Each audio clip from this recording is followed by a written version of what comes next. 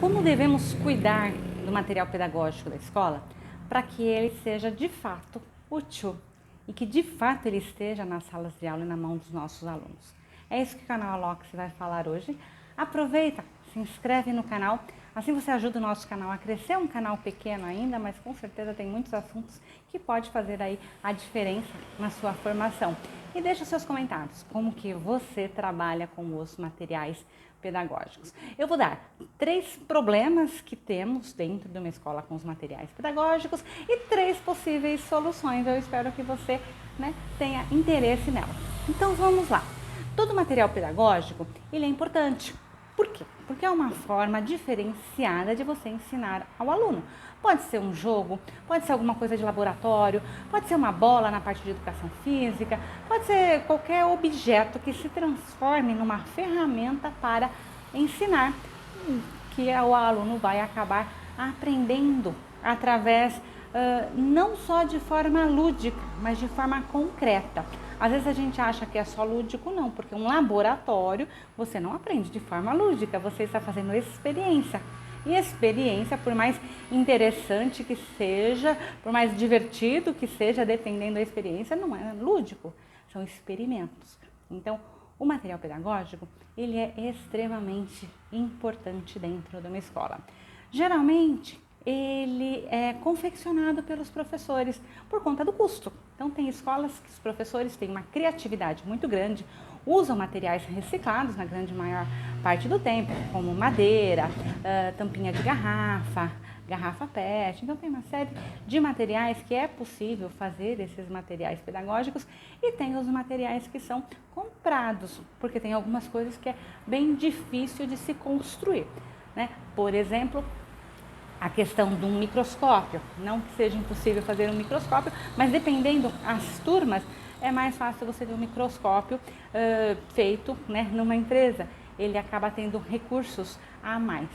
Ok, esses materiais pedagógicos, eles precisam estar na mão dos alunos com muita frequência. E aí os 3 problemas que eu acho que as escolas não têm esse material. Primeiro, os professores às vezes não sabem manusear o material. E não sabem mesmo, porque tem muita coisa, tem muita diversidade. E para que ele saiba manusear, ele tem que aprender. Então ele vai ter que ter contato com este material. Não adianta você falar para o professor, olha, tem isso, tem isso, tem isso, tem isso, tem isso, se você não ensinar esse professor a usar esse material. Então ele desconhece, esse seria o primeiro problema. O segundo problema está difícil acesso. O professor, ele não tem o seu ajudante, Vamos dizer assim. Então, ele passa, pensando aquele professor que troca de aula, ele passa de uma sala para outra e ele não tem minuto algum para esse percurso. Então, a aula acaba às 7h50, 7h50 ele já tem que estar na outra sala. Ele não tem tempo para ir buscar o material, para organizar uma sala, para que o material pedagógico seja usado. Então, é muito corrido, ele tem que estar preparando isso antes. E para ele preparar antes, a aula começa às 7 horas, ele tem que chegar lá que horas? E a escola está fechada. E ele não ganha esse horário antes. Então, é bem difícil, essa lógica fechar. Aliás, não fecha. Então, o acesso difícil do material, por mais fácil que seja, a dinâmica, ela é complicada. Para você pegar no dia anterior, você vai para onde? Você não tem onde colocar, você vai levar para casa? Não pode, você vai deixar na sala dos professores? Pode perder. Então essa dinâmica, ela, por falta de uma pessoa que seja responsável por isso, principalmente na escola pública, o acesso a esses materiais, eles são difíceis porque o professor não pode deixar a sala para ir buscar o material, não tem quem vá buscar o material, às vezes o material está numa sala fechada com chave, até achar a chave, já passou a aula. Então, esse é um problema. E o terceiro problema é desconhecer que o material existe. Esse é um problema muito sério. Dependendo do tamanho da escola, tem muita coisa pedagógica, mas o professor não sabe o que tem. E não sabe por quê? Porque não é divulgado. Aí alguém pode falar assim, mas no dia do planejamento a gente divulga tudo o que tem. Tá, todas as pessoas estão no planejamento? Não, tem professores que estão no planejamento justamente na outra unidade escolar. Se você só fala o que tem, talvez o professor não lembre lá na frente que tem esses materiais. Então, ele não conhecer e não saber o que tem e aonde está o material é um problema. Eu já vi escolas com materiais maravilhosos que ficam fechados durante anos, porque ninguém usou. Precisou usar? Com certeza, mas não foi usado. Por conta desses 3 fatores que eu coloquei. Desconhece o material, não sabe usar o material ou não tem acesso ao material. Então, esses são os 3 problemas. E eu trago também 3 possíveis soluções. Vamos ver se a gente consegue, né, melhorar essa questão dos materiais pedagógicos. Primeiro, seria fazer um catálogo do material. Eu fiz isso numa escola que eu trabalhei e foi bem interessante. Como que nós fizemos esse catálogo? Muito simples. Deu trabalho? Deu, mas é simples. Fotografar 100% do material que tem na escola. Então, a parte da coordenação pedagógica pode fazer isso, né? Então, fotografa. Depois, você vai dizer aonde está esse material. Você vai imprimir, certo? Então, se você tem lá um jogo de xadrez, você vai fotografar o jogo de xadrez, imprimir a folha e criar um catálogo mesmo, provavelmente em ordem alfabética ou de acordo com a disciplina, enfim, aí você vai criar a sua lógica. E nessa folha você vai colocar onde está o material. Está na sala de informática, está no armário 2, está na sala 5. E se você puder colocar como usar o material, fazer um release rapidinho, ótimo. O jogo de xadrez talvez não precisa, mas se você vai trabalhar, por exemplo, com uma amostragem de vulcão, que vai fazer todo o trabalho do vulcão, que vai ter a parte química, talvez você precise colocar o passo a passo, como montar, né, aquele jogo. Então, essa questão de fazer um catálogo, no meu ponto de vista, ela é fundamental. E esse catálogo tem que ficar aonde? De preferência que você não tenha um só. Que você tenha um na sala dos professores, em cima da mesa dos professores, para que eles podem manusear. Sabe aquela revista que a gente chega numa sala de consultório, não tem muito o que fazer, você senta lá e começa a manusear? O catálogo serve para isso. O professor vai estar sentado lá na sala dos professores e ele vai manusear. E nesse manuseio ele vai encontrar algumas coisas que fala, nossa, isso aqui pode servir para aquela aula. Ah, a escola tem isso, a escola tem aquilo. Então, é importante, né, esse catálogo. Ah, mas aí vai ficar identificando tudo que tem na escola? Precisa. E a questão da segurança? Aí é um outro problema. Mas os professores precisam saber o que tem, aonde está e como ter acesso. Tá? Então, o catálogo seria uma solução. Um segundo ponto que eu acho importante é criar sala ambiente. Para quê? Porque aí os materiais pedagógicos vão ficar dentro da sala ambiente. Por exemplo, você tem uma sala de arte. Dentro da sala de arte, você vai ter toda a parte de pintura, tela, guache, questão de papéis, tesoura, cola. Então, toda a parte que você vai estar usando dentro de arte, de material pedagógico, vai ficar mais fácil para o professor ter acesso. Então, isso facilita bastante. Mas a minha escola não tem como você ter uma sala de arte, uma sala de matemática, uma sala de geografia. Não dá para fazer, porque é uma escola pequena. Tá, então cria espaços, né? O armário de arte, o armário de geografia, o armário de ciências.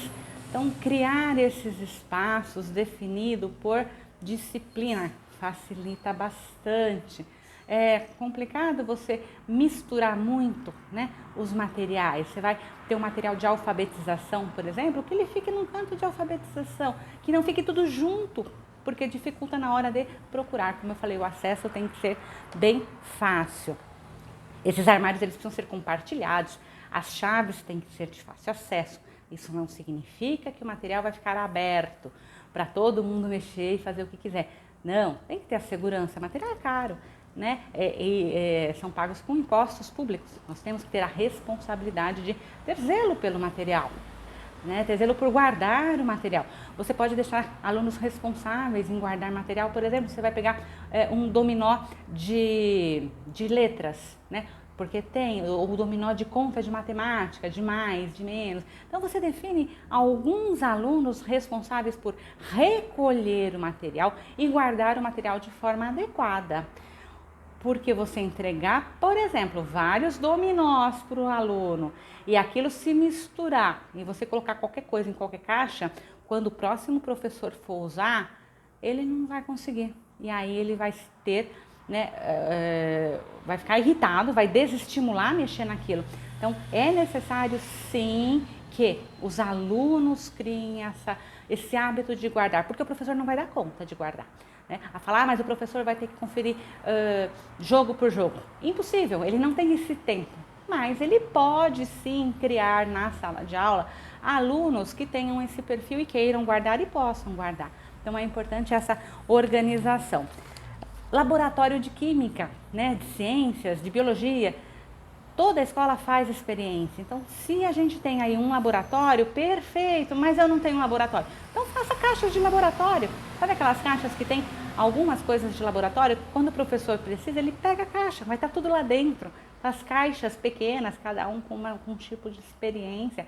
Caixa de madeira, é fácil de guardar, não vai estragar. Ficar atento ao prazo de validade dos produtos químicos para que não tenha problema, usar produtos químicos dentro de uma segurança. Então, se a gente está numa escola de ensino médio, o laboratório pode ter coisas mais complexas, mas se só tem crianças pequenas, não precisa de muito produto químico. Vamos usar vinagre, vamos usar produtos que não tenham problema de contaminação ou mesmo perigo, até porque o professor não é formado em química para manusear isso.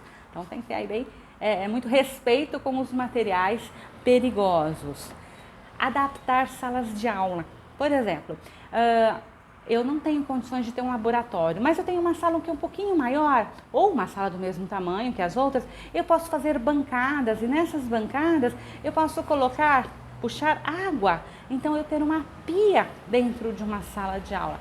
Se a gente tem uma bancada, uma pia dentro de uma sala de aula, bancos no tamanho da bancada, a gente consegue fazer não só algumas experiências dentro da sala de aula, trabalhar com pintura dentro da sala de aula. Se foi feito um trabalho, eu posso deixar ele em cima da bancada para secar ou para guardar, enfim, é um espaço que pode ser aproveitado. E às vezes é um espaço mínimo, é um pedacinho no final da sala, na lateral da sala, que pode ser usado para esse fim. E pia dentro da sala de aula é extremamente importante. Não dá para pôr em todas? Não, mas se você tiver uma ou duas dentro da escola, você tem aí alguns espaços que dá para trocar quando for necessário usá-los. Outra coisa importante que a gente pode usar são carrinhos de transporte. Se a gente pega jogos de madeira, por exemplo, eles são pesados.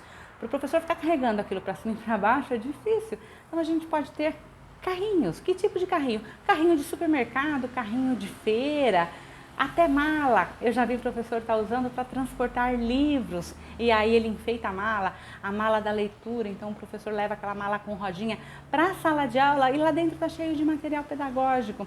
Então isso facilita a vida do professor. E fica fácil de estar guardando, né? No final do dia, fecha aquele material, coloca lá aonde ele tem que ficar e aí está tudo arrumado e resolvido. Então essas formas criativas de colocar o material para o professor, ela é importante, né? A gente tem que facilitar aí o acesso. Ter bibliotecas. Ah, mas eu não consigo ter biblioteca na escola porque eu não tenho sala. Crie uma biblioteca móvel. Numa escola nós fizemos bibliotecas em todas as salas. Como que nós fizemos? Nós compramos uma grade, né? Não era um armário, porque é aquelas grades que nem de banca de jornal, que ela é bem estreitinha. Nós colocamos ela num canto da sala e lá foram colocados gibis, livros, revistas. Então, quando o aluno terminava a atividade, ele poderia estar lendo aquele material e ele deixava lá. Às vezes ele leva para a escola, para casa. Às vezes ele traz coisa dele e colocava lá. Então isso foi bastante dinâmico. Até cruzadinha, palavras cruzadas a gente deixou naquele aramado que a gente chamava.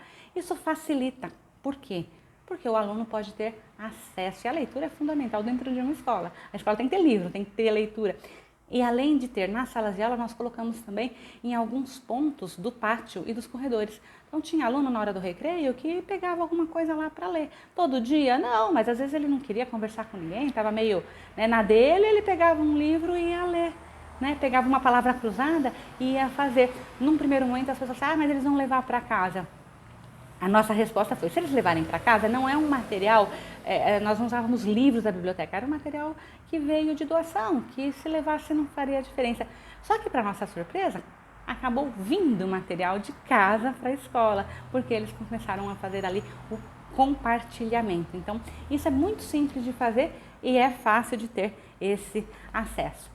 Os mapas, quem trabalha com geografia, história, ciências, que tem o mapa do corpo humano, mesmo na parte de química, que tem as tabelas periódicas, é muito complicado você encontrar um mapa no meio de 100 mapas dentro de um balde, porque é mais ou menos assim que acontece. Eu tive uma experiência muito positiva em relação à organização do mapa, que essa eu quero compartilhar com vocês. Nós tínhamos uma escola, tinha bastante mapa, né? Então tinha uma diversidade muito grande. Os mapas, eles ficavam dentro de uma capa de tecido, tá?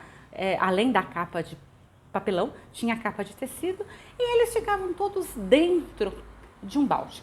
E na capa de tecido estava escrito o que era o mapa. Nossa, isso facilita sim, mas não resolve, porque tinha dentro de um balde uns 30, do outro balde mais uns 30 e um outro balde, eram 3 baldes.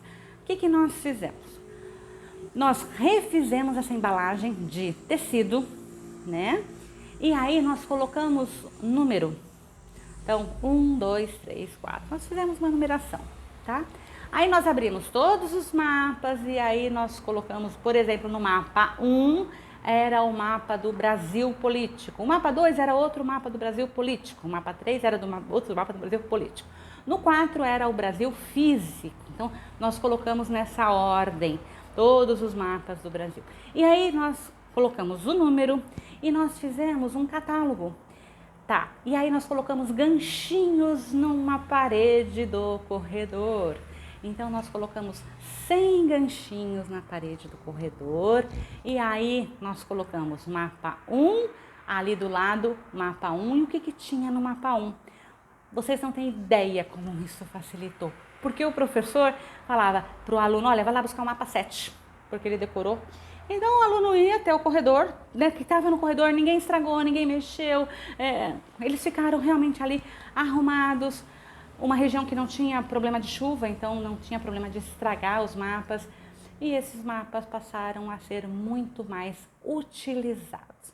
Então nós tínhamos lá os 100 mapas, 100 ganchinhos, mais ou menos uns 5 metros de mapa e ficou muito bem arrumado. Então isso facilita a vida do professor. E lá entrou os mapas de ciências, de geografia, de história, né, que são os mapas antigos, e com certeza é algo que facilita bastante.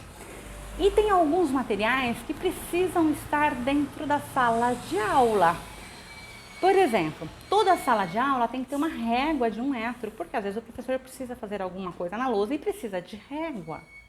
A régua tem que estar na mão, então não dá para não ter uma régua dentro da sala de aula, né? Se é uma sala de primeiro aninho, tem que ter as letras móveis dentro da sala de aula. Não dá para toda vez que o professor precisar de letras móveis ele buscar lá fora. Livros, revistas, história em quadrinho tem que ter em todas as salas de aula, porque é uma escola. Então tem algumas coisas que tem que ter na sala de aula. De preferência, um globo terrestre precisa ter na sala de aula. São materiais básicos. Qualquer professor que estiver falando do Brasil, ele pode mostrar, né, ali no globo. Alguns mapas têm que estar expostos na sala de aula. Então a gente tem que ter uma escola mais dinâmica e mais viva e que as coisas estejam ali para que tudo que esteja nas paredes seja para aprendizagem. Nós tínhamos numa outra escola que eu trabalhei um mapa mundi, ele ficava num corredor. Vocês não têm ideia como os alunos adoravam aquele mapa mundi, né? Eles iam lá com o dedinho e aí eles achavam a bandeira de algum país e a gente ouvindo eles falando, não era o professor que mandava, era a curiosidade deles. E eles iam procurar aquele país dentro do mapa mundi. Então, há algumas coisas na escola que tem que estar exposto porque é uma escola. Só pelo fato de ser uma escola, tem material pedagógico que tem que estar aberto e exposto para que o aluno tenha sempre acesso a esse material. Ok? É isso que o canal Alox deixa hoje, a importância de ter um material pedagógico, conhecer o material pedagógico e usar esse material.